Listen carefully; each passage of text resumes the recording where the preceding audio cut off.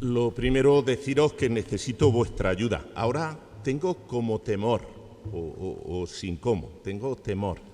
De alguna manera me siento sobrecogido por el lugar, por el espacio, por la imagen de María dormida en el sentido más profundo de la palabra. Los cristianos, a los lugares donde enterramos a nuestros difuntos, no los llamamos tanatorios, sino que los llamamos cementerios, que es el lugar del sueño, porque siempre los cristianos hemos mirado el sueño de la muerte como un tiempo de espera.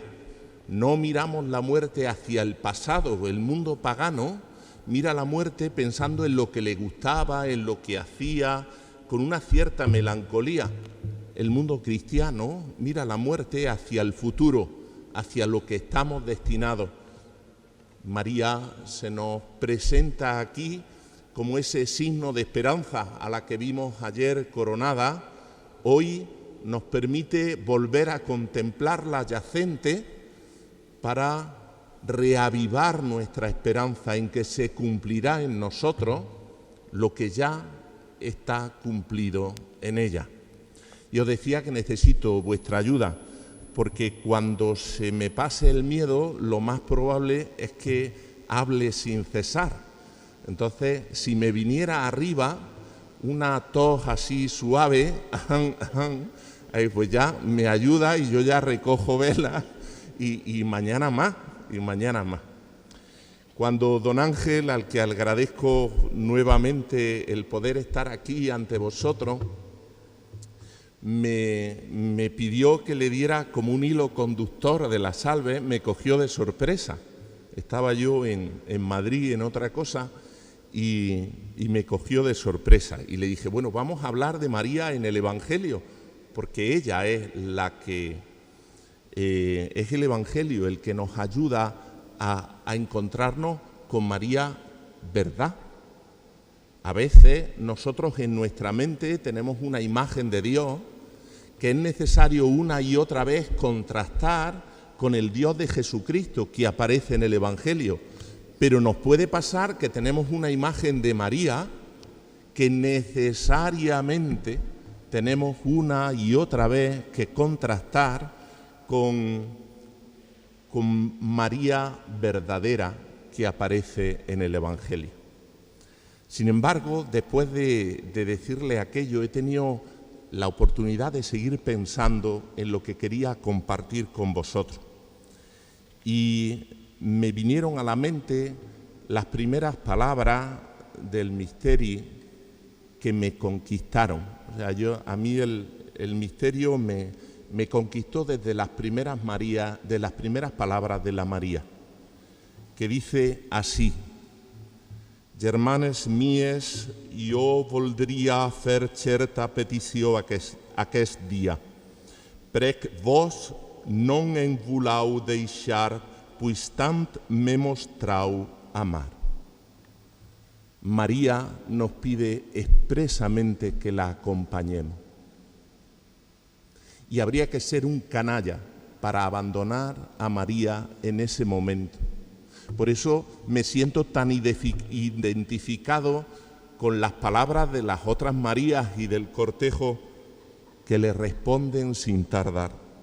Verge y Mare de Déu, on vos voldreu anar, vos irem a acompañar. Y eso es lo que vamos a hacer. Donde María quiera ir, nosotros la vamos a acompañar. Y vamos a hacer en estos 7 días un recorrido donde María nos quiera llevar. Vamos a caminar con ella y la vamos a acompañar hoy, como hemos escuchado en la Anunciación. Mañana bajaremos a Judea en la visitación y pasado mañana nos iremos a Belén y nos sentaremos allí en un rincón del portal a ver lo que pasa, a contemplar, como dice San Ignacio, como si presente me hallare, ese misterio que acontece en palabras humanas, en gestos humanos, en personas humanas, pero que nos revela, porque ese era el misterio. He escuchado algo de la predicación de mi amigo Domingo, donde explicaba que el misterio, dicho en cristiano, es aquel secreto profundo de Dios destinado a mostrarse, destinado a revelarse.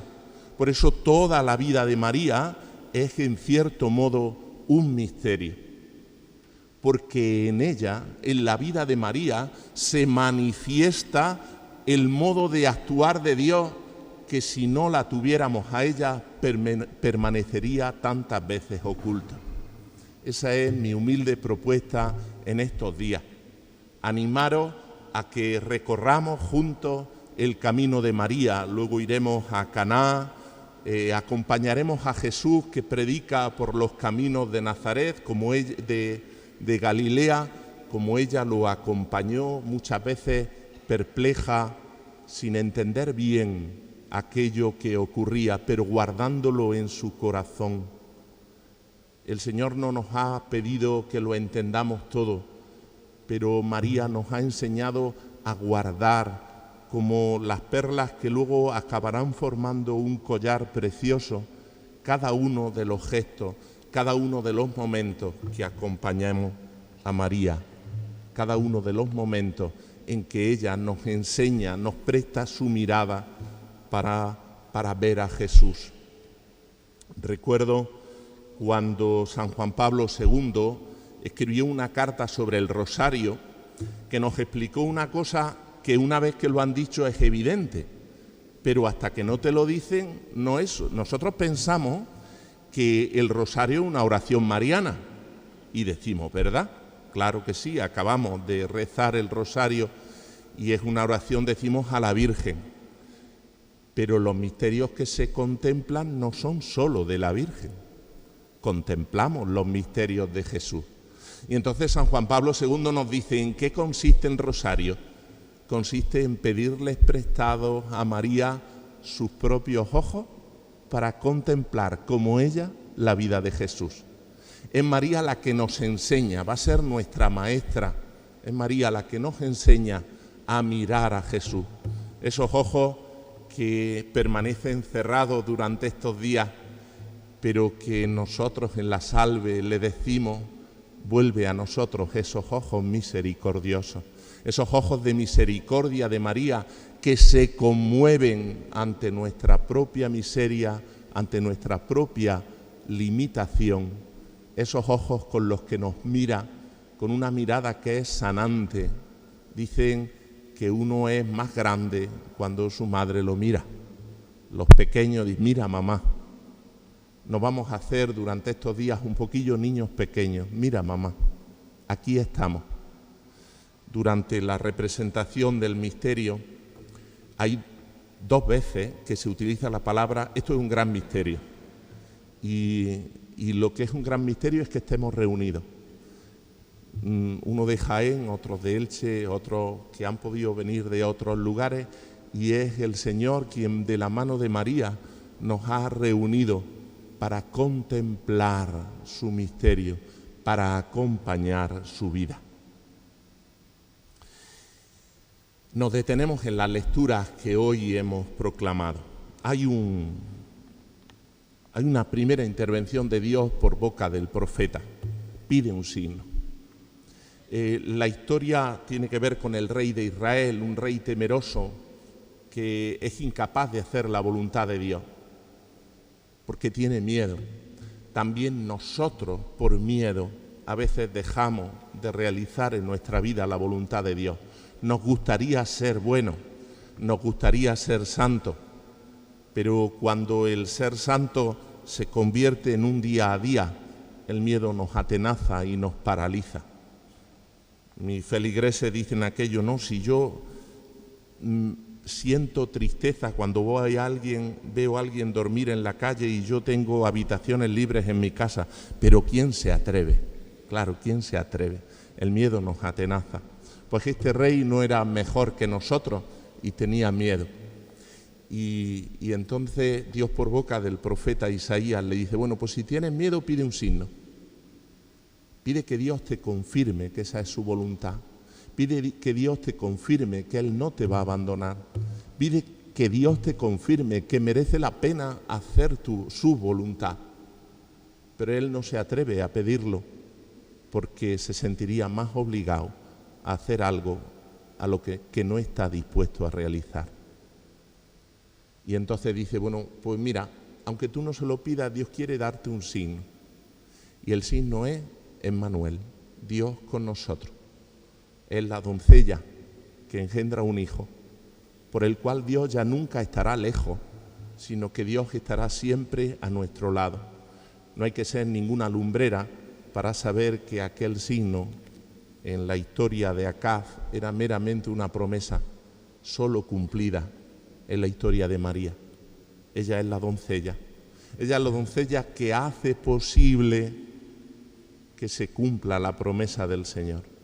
Ella es la bisagra que une el Antiguo Testamento con el Nuevo Testamento. Ella es la que hace que las promesas anunciadas por los profetas sean ahora no una promesa futura, sino una promesa realizada en su propia carne.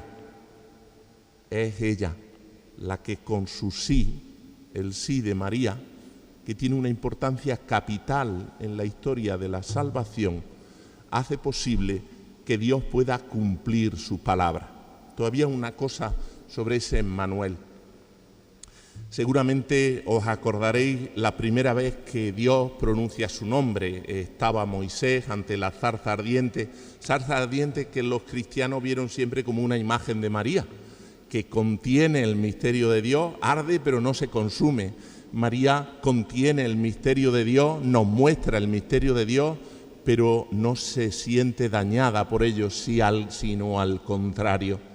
En la manifestación del misterio de Dios, ella permanece firme, permanece siempre fiel. Pues en aquel momento Moisés le pregunta a Dios su nombre. ¿Quién eres? Para que cuando me pregunten quién te envía, yo pueda decir a alguien.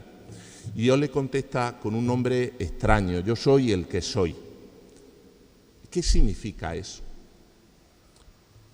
Hay libros y libros, no lo vamos a resumir ahora, que entonces sí es verdad que no terminamos. Pero hay una cosa muy hermosa, y es que el nombre se servía para invocar, para llamar. Moisés necesita el nombre de Dios no solo para decir de parte de quién va, sino para poder llamar a Dios, invocarlo cuando lo necesite. Y frente a esa necesidad de invocar a Dios, Dios le dice: no me tienes que llamar, porque yo estoy contigo, porque yo estoy a tu lado. Es lo que, siendo promesa en Moisés y siendo promesa en Isaías, se hace verdad en María. Desde que María pronuncia su sí, ya no hay que llamar a Dios, porque Dios está siempre a nuestro lado, Dios está siempre de nuestra parte, Dios está siempre junto a nosotros. Él es para siempre el que está, el que nos acompaña, el Emmanuel, el Dios con nosotros. Pero para eso es necesario que María diga sí. No es tan sencillo, no es tan sencillo. A mí, durante algún tiempo de mi vida, me ha interesado mucho el Corán, mucho, bueno, un poco. Conviví con musulmanes bajo el mismo techo y quieres acercarte afectivamente a ellos, quieres conocer lo que ellos crean, lo que ellos creen. Y me pareció muy interesante porque el Corán tiene unos capítulos dedicados a Miriam, la madre de Josué. Pues no hay que ser ninguna lumbrera. Miriam es María, madre de Jesús. Para ellos no es el Hijo de Dios, pero sí es un gran profeta. Después de Mahoma, el que más. Es un gran profeta. Y en esos capítulos, que ellos llaman suras, en esos versos dedicados a Miriam, hay una cosa parecida a la anunciación que recoge San Lucas. Y es muy interesante compararlo. ¿Por qué? Porque allí el ángel Gabriel se planta donde Miriam y le dice: Miriam, que Dios ha pensado que vas a ser la madre del profeta.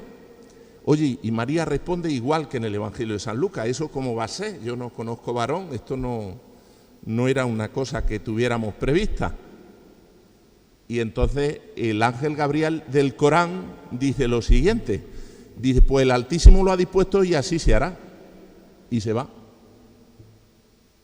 Eso es un Dios como Dios manda, ¿eh? Yo lo he dispuesto y tú no tienes nada que opinar. ¿Tú qué vas? Nada. Esto ya lo he decidido yo.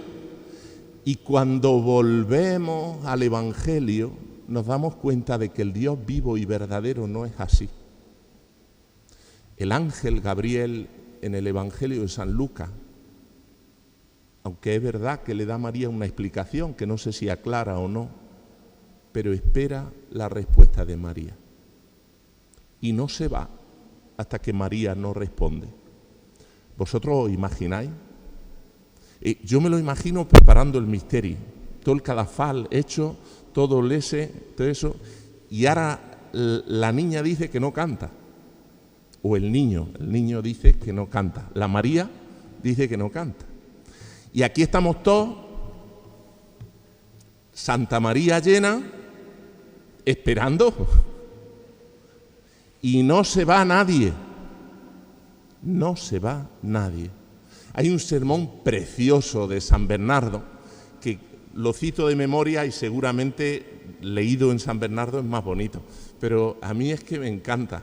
Porque San Bernardo le dice a María, di que sí, contempla nuestra aflicción, contempla la aflicción de la humanidad, necesitamos tu sí.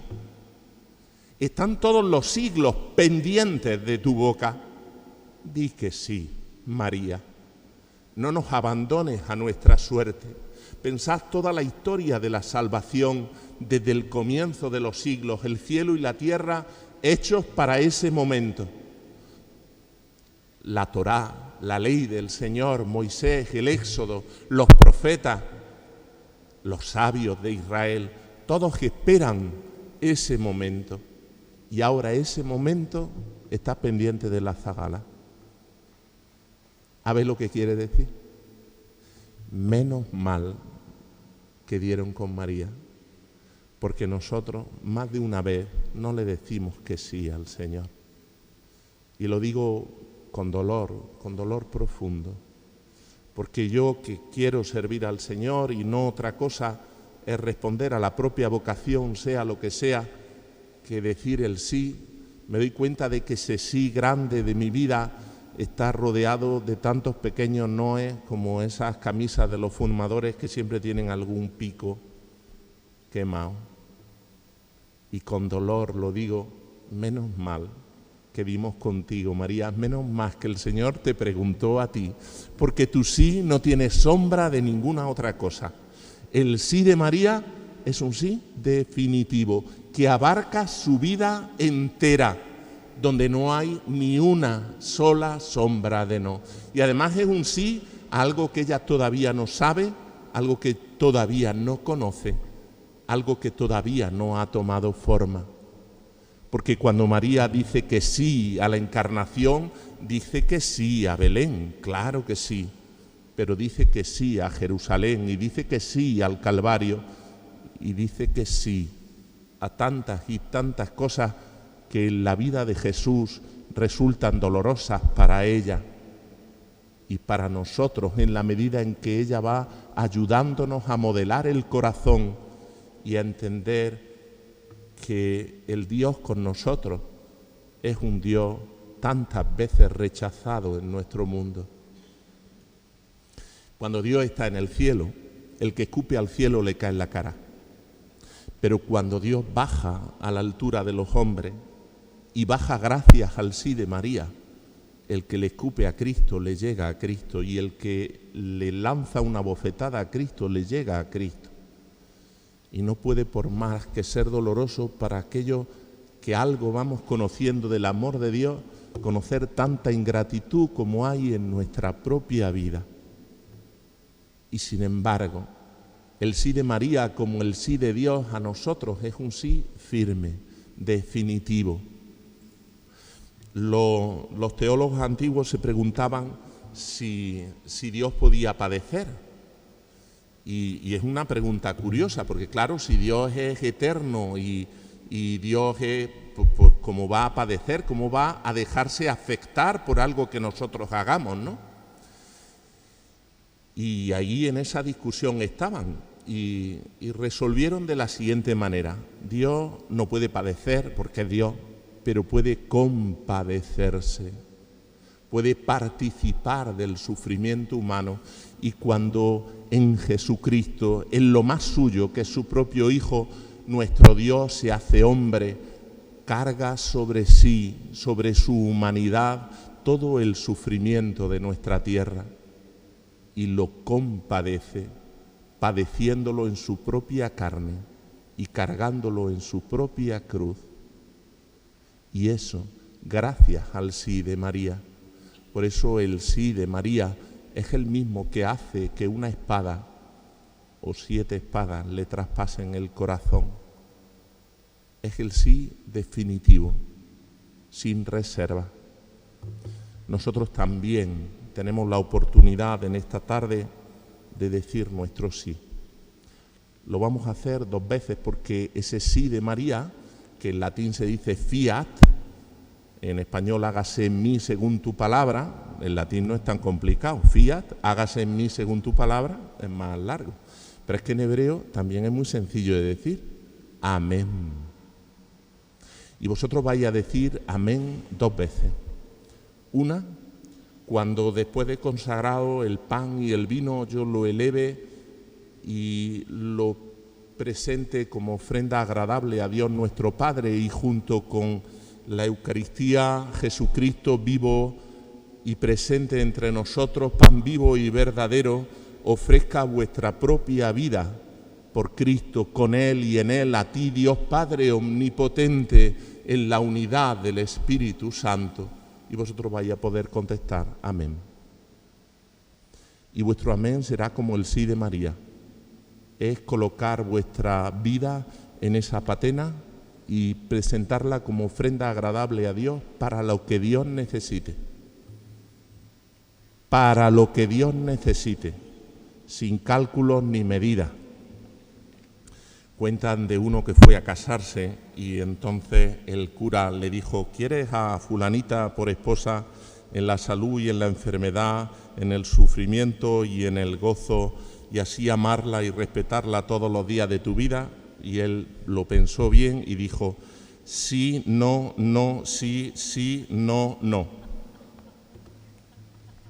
A veces nuestros sí al Señor son así. Depende, en el gozo sí, en el sufrimiento no, en la salud sí, en la enfermedad ya te apañes. No, no es eso. Amén. No se puede ser bueno a media, dice León Tolstoy. O es sí, y vosotros podéis decirlo esta tarde, y unir vuestro amén al de María. ¿Os imagináis?